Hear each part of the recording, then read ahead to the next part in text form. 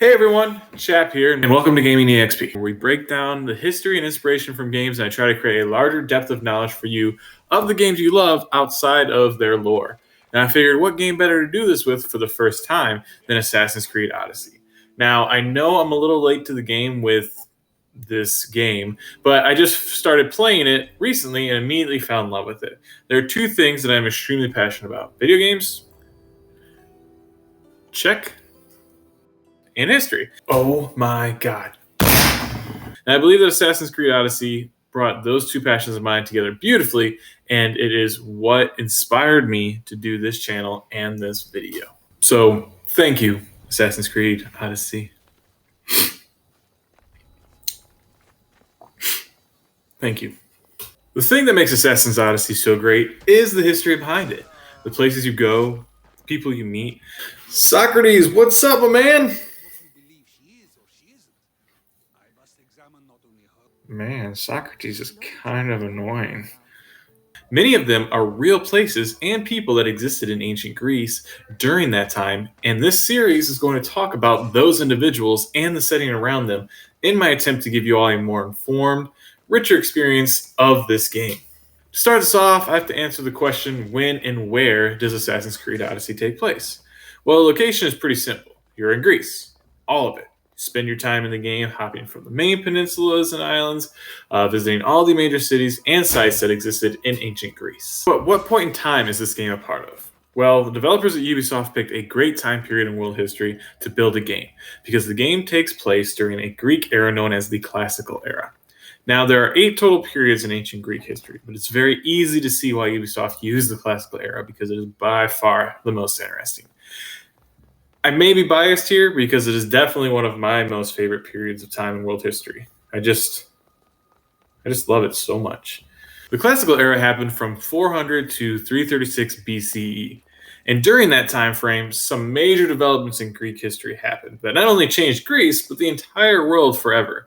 The prime example of that is during the Classical Era, Athens had implemented the world's first democracy. Athens set up a system where male citizens exclusively were permitted to participate in government, which began a system of government that becomes modified and is widely used throughout most of the modern world today. That's right. You like voting for representatives and laws in your country? Athenians came up with that, so, you should thank them. I said thank them! The other two major events we will talk about that involve the game are the Battle of Thermopylae and the Peloponnesian War. And since it's the intro of the game to Assassin's Creed Odyssey, we'll talk about the Battle of Thermopylae first. So, at the beginning of the game, you take control of King Leonidas of Sparta at the Battle of Thermopylae, in a fight that lasts about 15 minutes before you move on to the next section of the game, playing as either Alexios or Cassandra. Cassandra, best sibling, by the way. Alexios, he can get killed by the cult. He likes to beat the crap out of so much, for all I care. Anyway, King Leonidas I was the king of Sparta, and at this time, the Persian army was beginning to invade Greece, and the Greeks obviously needed some kind of plan to stop it. Hey, this massive army is trying to invade us.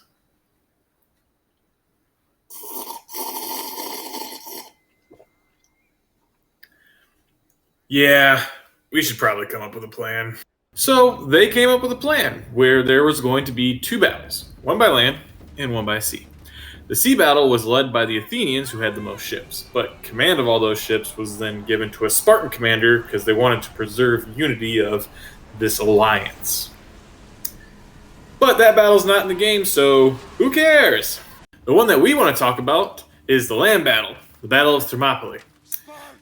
King Xerxes had amassed a huge Persian army that was estimated somewhere between 120,000 to 300,000 warriors by modern historians today. But it was believed at the time of the battle that the size of the army was somewhere between 800,000 and 4 million people. That's a lot of people. Are you sure they all want to kill us? They do. Crap. Wait, who counted the army? Was it Jeff? You know Jeff is terrible at math, right? The Greeks knew about the size of the army and knew they did not have the numbers to match, but they did have two major advantages that they used beautifully: training and knowledge of terrain. Greek soldiers were very well trained in battle, specifically in using the phalanx formation, where soldiers would lock shields together, forming an impenetrable wall of death to take down an enemy. However, no one was better at ground warfare than the Spartans. Many of the soldiers of Sparta trained in warfare from the age of 7 and had not only perfected the phalanx and combat, but shaped their bodies into killing machines. There has been estimations from some historians that an army of 500 elite Spartans is worth an army of 5,000 regular soldiers. Wait a minute, is that the Spartans over there? Well, we're boned. But even with the better training than the Persians, if your forces get surrounded by the enemy, that's it. You're done. And the fact that Xerxes' army was so much larger, they could easily surround the Greeks on any open battlefield. So the Greeks came up with a plan where they decided where the battle took place.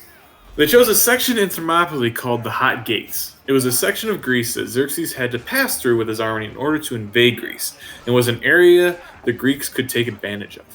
The area was a narrow pass with steep hillside covered in vegetation and thorns on one side and a cliff that led to the sea on the other. And the idea was to force the Persians into the narrow pass and allow the Greek army of around 7,000 to fend off the massive Persian army using their superior fighting skill and restricting the Persians' ability to flank them at the same time. And it worked. On the first day, the Greeks successfully fended off the Persian waves using their phalanx. Now, in the game, that battle looks like this. But in reality, it was closer to this.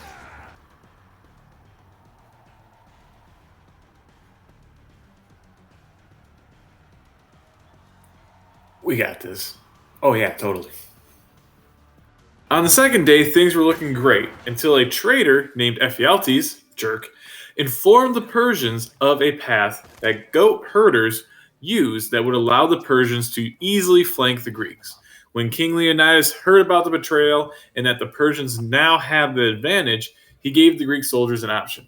You may leave and protect your own life, or stay and fight. The Spartans had a law that retreat was not an option, so all of the 300 Spartans stayed along with around 1,000 other Greeks.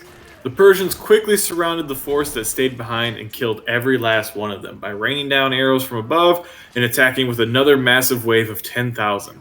Xerxes, who was known for giving honor to valiant enemy warriors, ordered Leonidas' head decapitated and body crucified. Someone's a little salty after this one. The Persians invaded Greece, but didn't hold it for long because they ran out of supplies and lost a lot of manpower fighting at Thermopylae. So when the Greeks decided to counterattack, the only option for them was to retreat. The Battle of Thermopylae was a shining example of what a group of people are willing to endure to protect their homes, as well as showcasing how terrain advantage and skill can beat numbers. And the battle is still one of the most famous battles in world history. Leonidas' remains were eventually returned to Sparta, where he received full honors, and they held funeral games every year in his memory. That's it for this video.